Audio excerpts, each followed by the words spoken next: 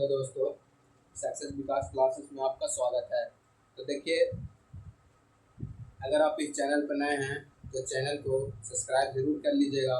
और जो भी आपके नज़दीकी भाई बहन हैं जो जो जो मैट्रिक का तैयारी, जो क्लास 10 का तैयारी कर रहे हैं, वो उन तक ये वीडियो ज़रूर शेयर कर दीजिएगा। और देखिए, तो कल का दिन ही मैट्रिक का रिजल्ट आया था, जिसमें बहुत सारे ऐसे स्टूडेंट हैं जिनका अच्छा अंक प्राप्त हुआ है और बहुत सारे ऐसे स्टूडेंट हैं जिनको थोड़ा सा कम अंक प्राप्त हुआ है। तो आप लोग अंक को देखकर घबराइए नहीं कि मेरा इतना नंबर आया है, उसका इतना नंबर आया है। आप लोग को एक यहाँ से सीख मिलता है कि हम लोग के आगे और क्या करना है, हम लोग के आगे कैसे तैयारी करना है। देखिए, अगर आप लोग को कम नंबर आया है तो आप लोग इतना हताश नहीं होइए, निराश नहीं होइए, अपने मेहनत को और बढ़ाइए और अगले एग्ज़ाम जो होगा उसमें अच्छे अंक प्राप्त कीजिए। जो 10th का स्टूडेंट भी हैं तो उन्हें अगर मान लिया थोड़ा सा कम अंक मिला है तो उनको ध्यान देना है, उनको मेहनत करना है कि 12th में हम इससे बेहतर करें। क्योंकि क्योंकि जो कम नंबर आता है उससे भी ये भी सीख मिलता है कि हम कितना तैयारी किए थे, उसी के अनुसार मेरा कितना नंबर आया है। तो देखिए, अगर आप इस चैनल पर नए हैं तो चैनल को सब्सक्राइब जरूर कर लीजिएगा।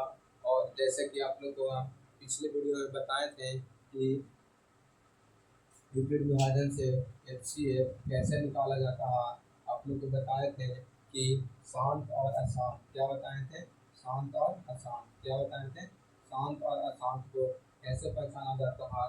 फिर आप लोग को बताए थे कि इसको अभाज्य गुणनखंड विधि के रूप में कैसे व्याप्त किया जाता है।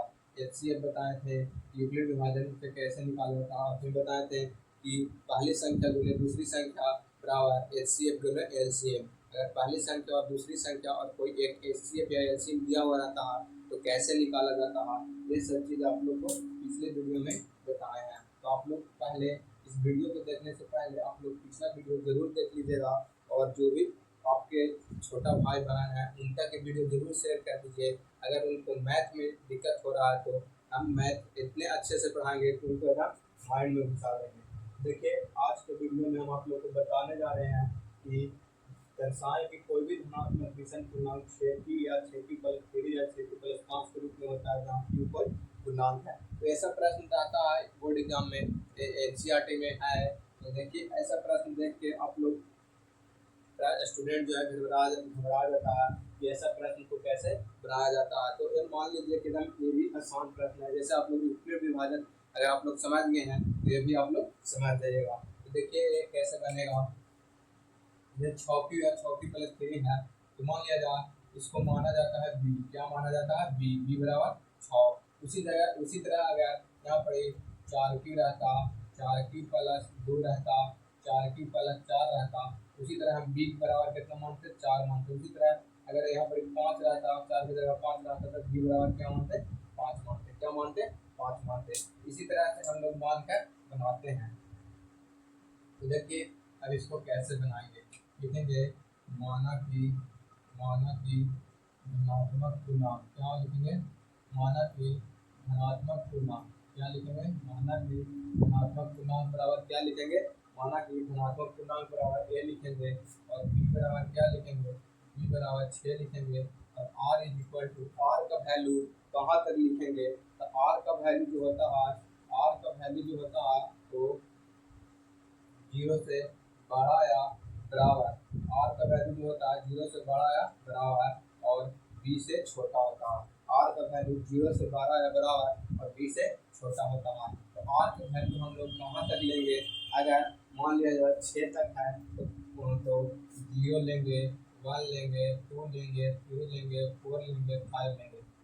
अगर मान लिया जाए 7 तक रहता तो 6 तक लेते, 4 तक रहता तो 3 तक लेते, अगर 5 तक रहता तो 4 तक लेते हैं। इसी तरह से आप लोग को सारा बनाना है। यहाँ पर देखिए, r के वैल्यू 0 से बड़ा या बराबर और क्या होता है, b से छोटा होता है।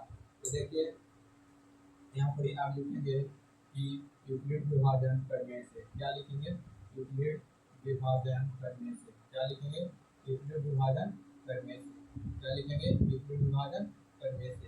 यहाँ पर लिखेंगे ए बराबर बी क्यू प्लस आर, ए बराबर बी क्यू प्लस आर। तो आप लोग बताए थे यूक्लिड विभाजन का सूत्र होता है ए बराबर बी क्यू प्लस आर। तो आर का वैल्यू अगर हम 0 लेंगे तो क्या होगा, ए बराबर बी क्यू प्लस आर के वैल्यू 0, यानी क्या आएगा, ए बराबर बी क्यू आएगा। क्या आएगा, बी की जगह पर सॉरी कितना है, बी की जगह पर कितना है 6 है, कितना है 6 है, और क्यू रह जाएगा, यानी कितना यहाँ पर आ जाएगा, ए बराबर 6 क्यू आ जाएगा।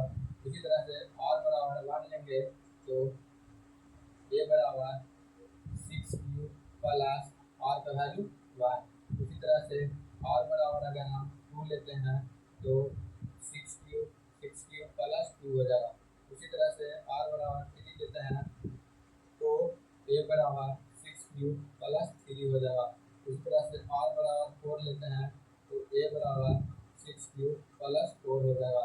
उसी तरह से आर बराबर 5 लेते हैं तो ए बराबर 6 क्यू प्लस 5 हो जाएगा। क्या हो जाएगा, ए बराबर आर बराबर 0 लिया, आर बराबर 2 लिया, आर बराबर 3 लिया, आर बराबर 4 लिया, आर बराबर 5 लिया। क्योंकि यहाँ 6 था बी बराबर तो 5 तक के लेंगे, अगर 4 रहता तो 3 तक लेते हैं। अब इसको हम लोग क्या लिखते हैं कि चूंकि चूंकि चूंकि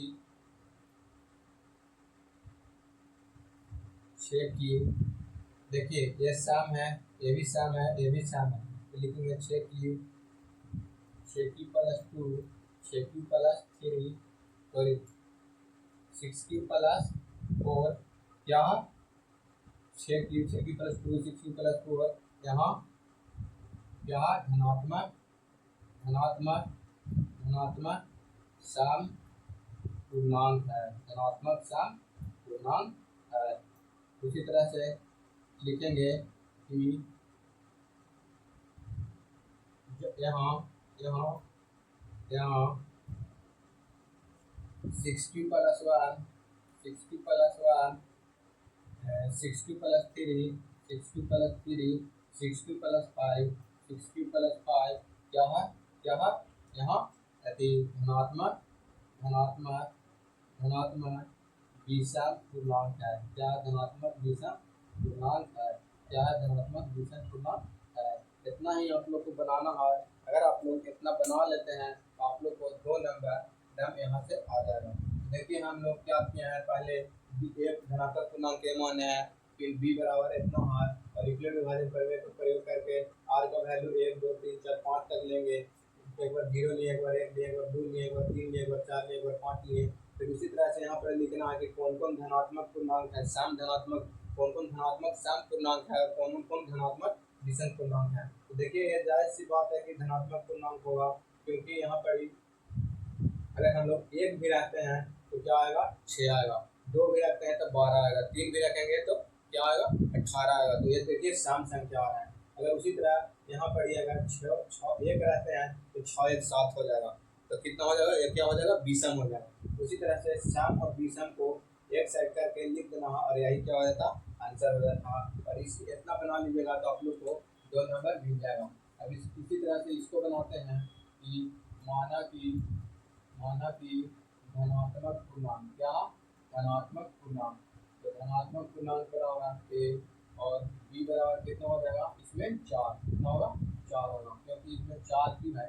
और आर बराबर कितना होगा 0 1 2 3, कितना होगा 3, जहाँ क्या होगा, जहाँ आर आर आर 0 से आर क्या होगा 0 से छोटा या बराबर होगा, और बी से क्या होगा, बी से क्या होगा सॉरी देखिए उल्टा लिखा गया, यहाँ 0 होगा, यहाँ आर होगा, आर जो होगा 0 से क्या होगा बड़ा या बराबर, और बी से क्या होगा छोटा होगा। अब यहाँ पे लिखेंगे यूक्लिड विभाजन करने से, क्या लिखेंगे यूक्लिड विभाजन करने से, यूक्लिड विभाजन करने से, यूक्लिड विभाजन करने से। अब यहाँ पे क्या करेंगे, ए बराबर बी क्यू प्लस आर। देखिए आर का वैल्यू अगर हम कितना लेते हैं, आर का वैल्यू हम अगर 0 लेते हैं तो क्या होगा, ए बराबर बी का वैल्यू कितना 4 क्यू प्लस आर का वैल्यू 0, कितना आ जाएगा ए बराबर कितना आएगा 4 क्यू। इसी तरह से आर का वैल्यू 1 लेते हैं तो ए बराबर 4 क्यू प्लस 1 होगा। इसी तरह से आर का वैल्यू 2 लेते हैं तो ए बराबर 4 क्यूब प्लस 2 होगा। उसी तरह से 4 का वैल्यू 3 लेते हैं तो ए बराबर 4 क्यूब प्लस 3 हो जाएगा। इतना लिखने के बाद जो ऐसे इतना करने के बाद जो ऐसे लिख देना है, लिखेंगे चूंकि चूंकि चूंकि क्या है 4 क्यूब 4 क्यूब प्लस 2 क्या है 4 क्यूब प्लस 2 धनात्मक क्या है धनात्मक सम पूर्णांक है, धनात्मक सम पूर्णांक है। उसी तरह से लिखेंगे यहाँ 4 क्यूब प्लस 1 और 4 क्यूब प्लस 3 क्या है धनात्मक विषम पूर्णांक है, धनात्मक विषम पूर्णांक है। तो देखिए यही आंसर हो गया। अगर आप लोग इतना बना देते हैं तो आप लोग को 2 नंबर मिलेगा। ज़्यादा कुछ करना नहीं है। अगर आप लोग इसको सीख गए हैं तो एक बार इसको स्क्रीनशॉट ले लीजिए और फिर से एक बार आप लोग इसको रिवीजन कर लीजिएगा। और इसको अगर आप लोग एक बार रिवीजन कर लीजिएगा तो आप लोग को एकदम बेहद आसान लगने लगेगा। और देखिए आप लोग को लगता था कि बहुत हार्ड है, बहुत भारी प्रश्न है, तो आज के बाद आप लोग को भारी नहीं लगेगा। तो आप लोग इसको एक बार स्क्रीनशॉट ले लीजिए। अब हम आप लोग को आगे की ओर ले चलते हैं। आगे जो है क्या पूछा जाता है, देखिए जैसे आप लोग को बताएं कि वैसा जो प्रश्न रहेगा तो आप लोग घबराना नहीं है, आप लोग अच्छे से उसको बनाना है, क्योंकि वहाँ से 2 नंबर भी आप लोग को बनता है। और यहाँ पर एक प्रश्न यहाँ से भी जरूर आता है कि √3 एक अपरिमेय संख्या है, √5 एक अपरिमेय संख्या है, √2 एक अपरिमेय संख्या है, √6 एक अपरिमेय संख्या, √12 एक अपरिमेय संख्या है। तो ये सब आप लोग को प्रश्न √2 √3 एक अपरिमेय संख्या है, ये सब प्रश्न आप लोग को बनाने के एक बोर्ड में पूछा जाता है। डायरेक्ट यहाँ से ना प्रश्न पूछ देगा कि √5 एक अपरिमेय संख्या सीख कर इसको कैसे बनाया जाता है। इसको बनाने के लिए देखिए क्या कहता है। इसको बनाने के लिए पहले माना जाता है उल्टा, जैसे अपरिमेय संख्या तो माना जाता है कि परिमेय संख्या। लिखेंगे माना कि √3 एक क्या है परिमेय संख्या, क्या है परिमेय संख्या, √3 एक परिमेय संख्या है। अब लिखेंगे a बटा b बराबर √3। यहाँ पर लिखेंगे जहाँ a और b सहअभाज्य संख्या, क्या सहअभाज्य संख्या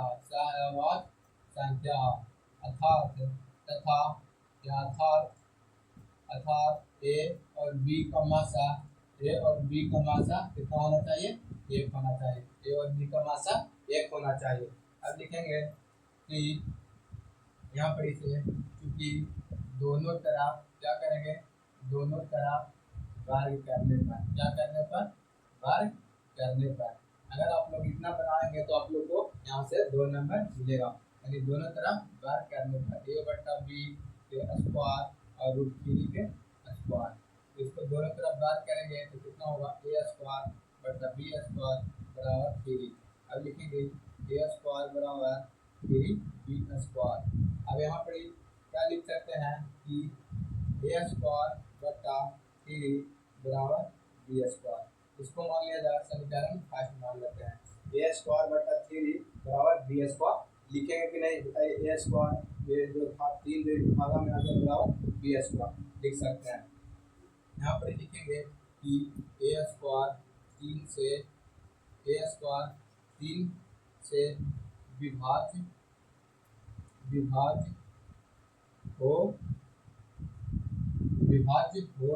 हो रहा है। तो फिर लिखेंगे a जो है वो भी 3 से विभाज्य हो रहा है। अब लिखेंगे यहाँ पे कि माना कि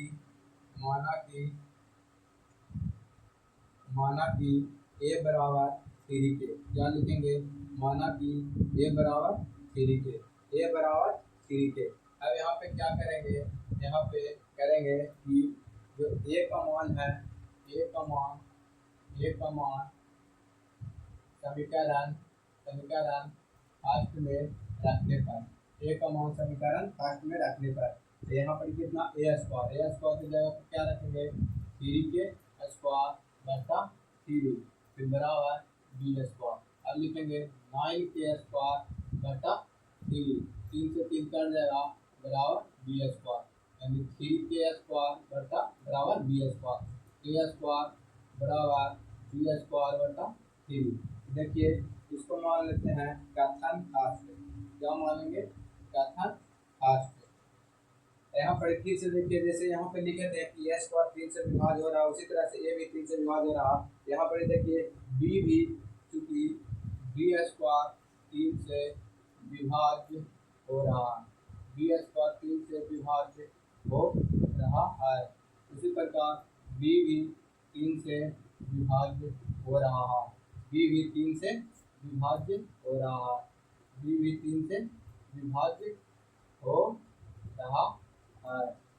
उसी तरह से देखिए ये भी a² 3 से विभाज्य, और यहाँ पे इसको फर्स्ट माने, इसका a का वैल्यू 3 के मान लिए। अगर √5 रहता तो 5 के मानते हैं, √2 रहता तो √2 के मानते हैं, जितना रहता है उतना के मानते हैं। उसके बाद यहाँ पे देखिए क्या करेंगे, यहाँ पे इसको मान लेते हैं कथन सेकेंड। क्या मानते हैं? कथन सेकेंड। तो लिखेंगे कि कथन पहला और कथन दूसरा से यह निष्कर्ष निकालता है कि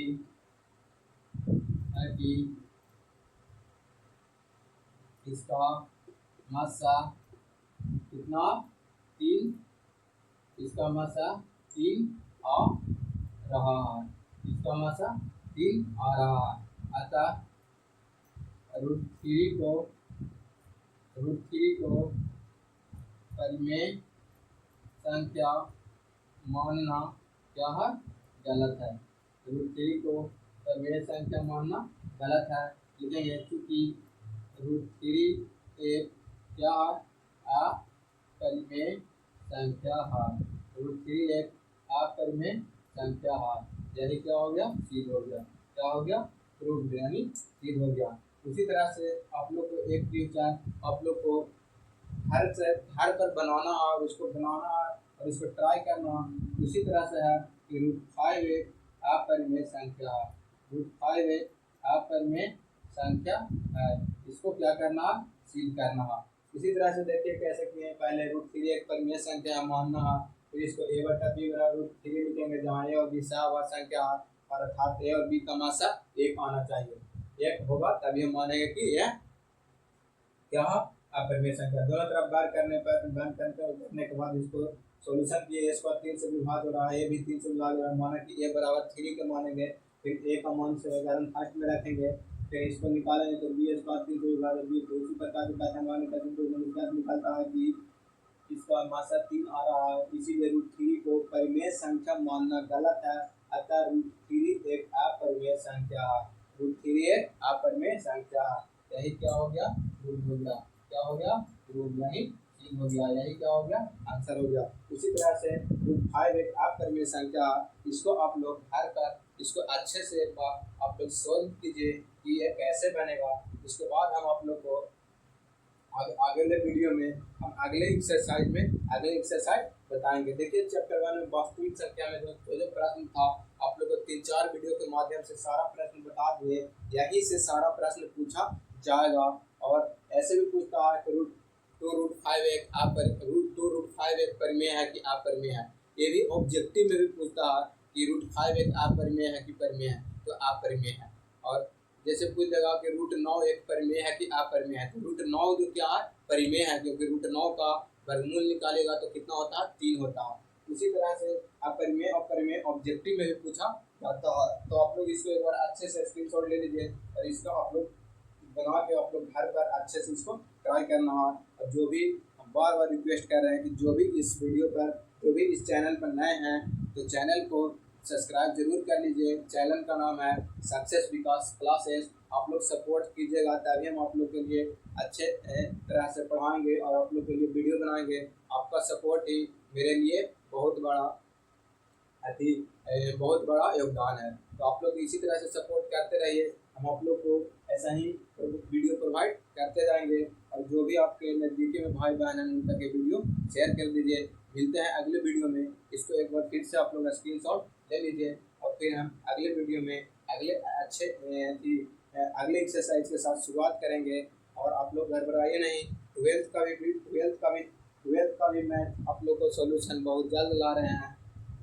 1-2 दिन बाद ट्वेल्थ का भी लाएंगे, तो आप लोग इसको एक बार ज़रूर बनाइए। और 9th का भी मैथ आप लोग को बोले थे पढ़ाने के लिए, तो वो भी पढ़ाएंगे, आप लोग टेंशन नहीं लीजिए, सब एकाएक करके आप लोग को अपलोड होता जाएगा। मिलते हैं अगले वीडियो में, आज भर के लिए इतना ही, धन्यवाद।